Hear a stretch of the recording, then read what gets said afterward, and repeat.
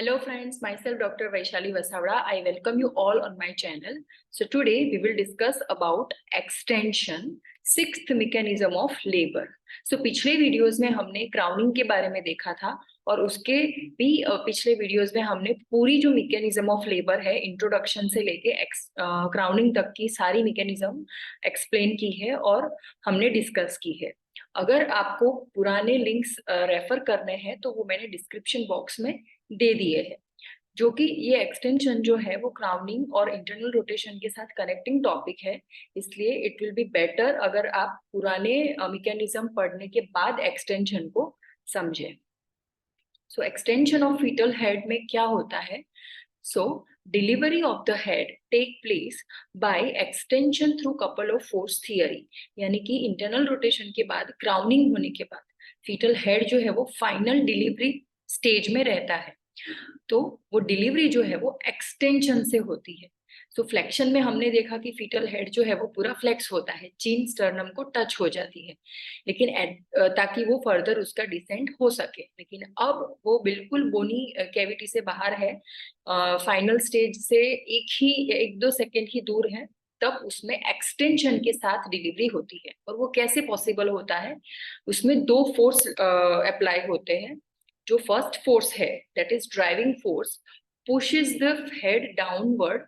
जो foetal head होता है उसको ड्राइविंग फोर्स यानी कि जो यूटेराइन कॉन्ट्रैक्शन एंड रिट्रैक्शन से जो फोर्स आता है वो हेड को डाउनवर्ड डायरेक्शन में पुश करता है।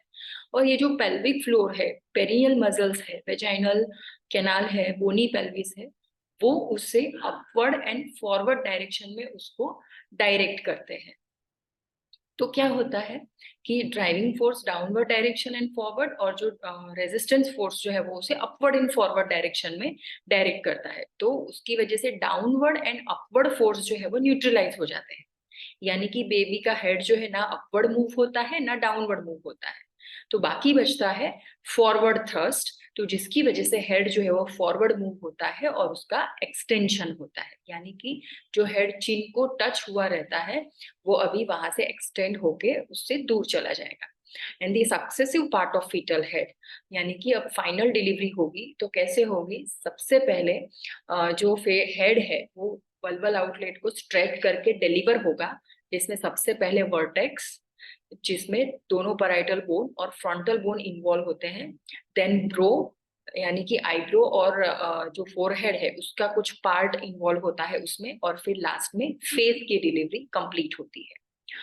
तो इमीडिएटली जब चिन रिलीज होती है वेजाइनल कैनाल में से, the anterior margin of stretched perineum, तब हेड जो है वो डाउनवर्ड डायरेक्शन में ड्रॉप हो जाता है, जिसकी वजह से चिन जो है वो मैटरनल एनल ओपनिंग के नजदीक रहता है या वहां पे टच होता है। So here you can see the process of extension. So यहाँ पे ये डिफ्लेक्स्ड हेड है, फिर यहाँ क्राउनिंग के टाइम पे ये जो सब ऑक्सीपुट है वो ऑलरेडी डिलीवर हो गया होता है।